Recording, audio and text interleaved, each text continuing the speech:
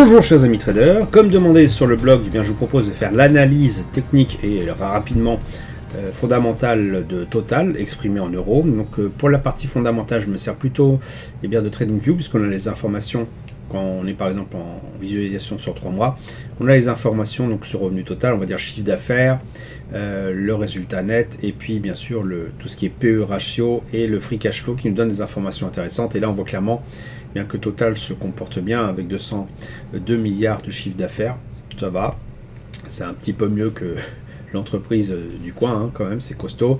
Revenu net également relativement costaud et en hausse par rapport aux années précédentes. Et également donc, tout ce qui est cash flow qui est relativement présent, puissant, ce qui fait que l'entreprise est relativement intéressante. Le PE ratio est à 8, hein, donc ce qui est on va dire à peu près dans la normale, donc on n'achète pas forcément cette action au meilleur moment, hein. C'est sûr que quand on a un PE ratio plus faible, eh bien c'est tout à fait intéressant. Par exemple ici on a quelque chose de très, très intéressant. Maintenant ce qu'on voit ici c'est qu'on a une correction depuis quelques temps, c'est pour ça je pense d'ailleurs qu'on va poser la question, est-ce que c'est intéressant d'entrer en position sur Total Energy sur le long terme, en sachant qu'il y a une correction? D'autres personnes vont se dire, comme il y a une correction, est-ce que c'est pas le début de la fin? Donc c'est ça ce qu'on va regarder. Alors moi je propose plutôt de basculer sur Pro Real Time, je suis plus habitué à cet outil-là. Est-ce que ce que je fais mon habitude, eh bien je passe tout simplement par exemple en unité de temps très longue, comme ici, 3 mois. Je vais peut-être zoomer un petit peu plus parce qu'on va avoir les yeux qui vont se mettre à piquer.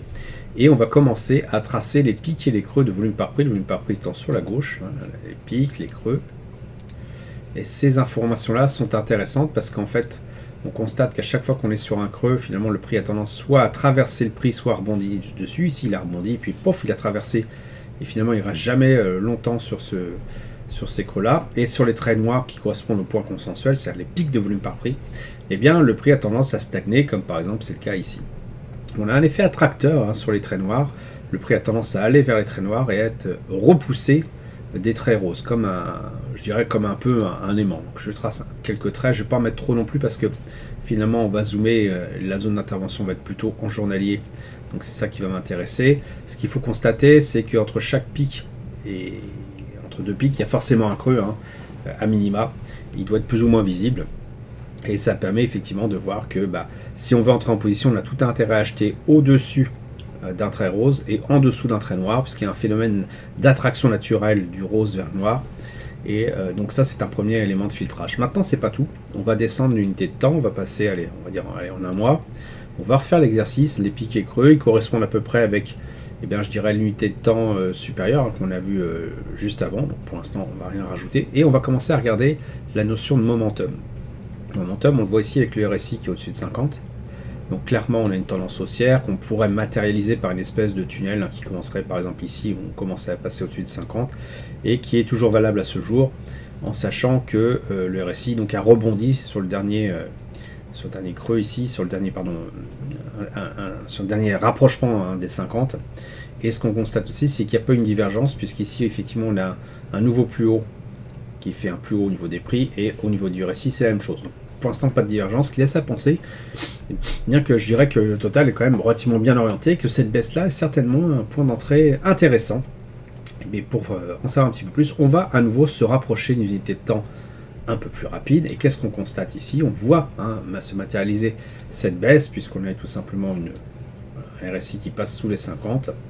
Et on voit également que juste avant, la phase de montée était relativement conséquente et correspond un peu à ce tunnel qu'on a vu au tout début. Donc là, on a bien une baisse.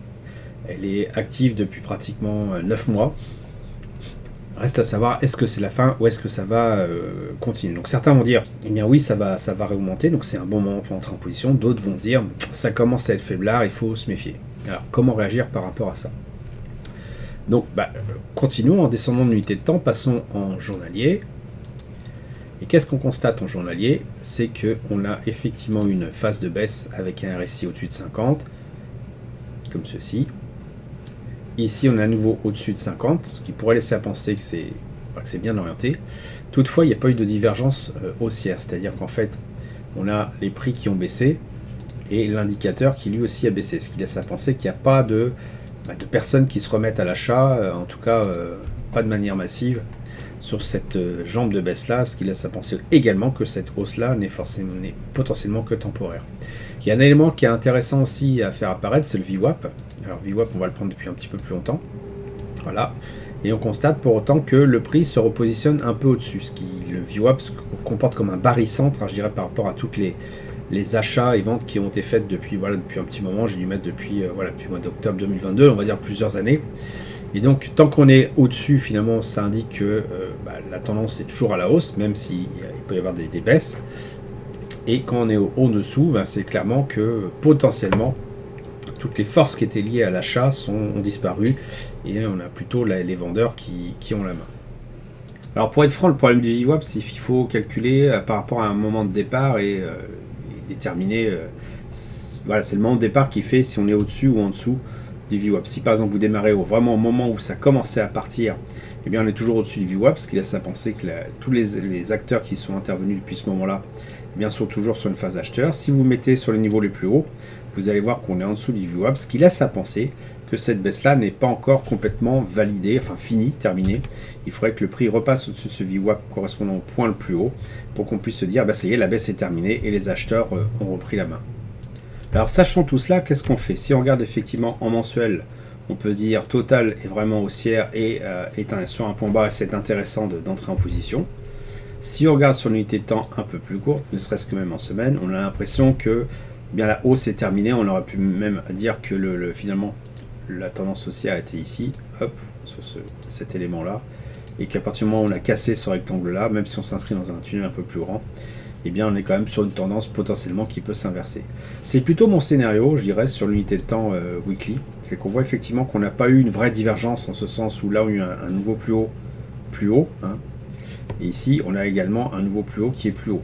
Mais bon, pas grand chose, il faudrait pas, c'est pratiquement plat. Pour autant, le RSI est repassé en dessous des 50, donc si ça avait été une divergence, si là il y avait eu un peu moins de patates, on aurait pu se dire, ça sent pas bon. D'autant qu'on est en dessous effectivement du VWAP depuis le plus haut. Si on regarde depuis pratiquement le démarrage, on reste quand même au-dessus. Et je dirais c'est ce qui va se passer ici qui va faire la différence. Est-ce qu'on se maintient sous le RSI, auquel cas le scénario sera potentiellement baissier et je dirais comme on est en weekly, sur un horizon de temps un peu plus long, ou est-ce qu'on repasse au-dessus? Si on repasse au-dessus comme ceci, ce qui risque de se passer, c'est qu'on ait des oscillations de part et d'autre, comme ça, de la zone des 50, c'est finalement en fait qu'on ait tout simplement une latéralisation, donc il faudra examiner finalement ce qui se passe au niveau du VWAP pour savoir si on va casser par le haut ou par le bas. Dans l'état actuel des choses, je serais plutôt baissier du coup sur Total, et donc je n'interviendrai pas sur le long terme. Pour moi, la baisse que nous avons là n'est donc pas encore finie. Maintenant, si on s'inscrit sur l'unité de temps plus long terme, Total reste quelque chose qui tient vraiment la route, mais c'est pas encore terminé pour moi, la baisse n'est pas encore terminée, et il faut patienter avant de pouvoir peut-être envisager pas forcément un pourboire, mais tout simplement éviter de perdre de l'argent de manière, je dirais, latente, tant qu'on n'a pas refait, tant que Total n'a pas fini sa baisse et est reparti à la hausse. Donc comment ça va se comporter, si vraiment on veut intervenir là-dessus? Si on veut acheter en unité de temps, allez, on va repasser en une semaine, on va passer sur comme du long terme. Ce qu'il faut, c'est de toute façon acheter au-dessus d'un creux de volume par prix, donc au-dessus du trait rose, ce qui est le cas actuellement. Donc on peut envisager effectivement ce mouvement-là. Ça peut être un test, c'est-à-dire qu'on ne met pas toute sa position, on fait un test, on envisage tout simplement une attraction de ce point consensuel ici, donc une espèce de hausse, pourquoi pas. Et puis si jamais on se rend compte que ça ne marche pas, on sort de position, et comme je le dis, on attend tout simplement que la baisse se soit terminée sur Total avant de réenvisager une solution. Et évidemment, si le prix se met à passer au-delà de ce point consensuel là, on va voir le profil de volume par prix qui va changer. Déjà ici, on peut tirer quelques informations, des éventuels échanges qui sont faits par le passé, et on peut envisager effectivement de revenir sur ce point consensuel ici, mais il va quand même falloir transpercer ce creux de volume par prix qui est quand même assez conséquent. Donc ça risque de ne pas se faire en une seule fois. C'est pour ça que moi je préfère vraiment attendre que cette consolidation se termine avant d'envisager tout simplement de revenir sur du plus long terme sur Total. Voilà, j'espère que vous avez apprécié cette vidéo. Si c'est le cas, merci de laisser un pouce pour m'encourager à continuer. Abonnez-vous à la chaîne YouTube pour ne rater aucune nouvelle publication. Je vous dis merci et à bientôt sur le blog.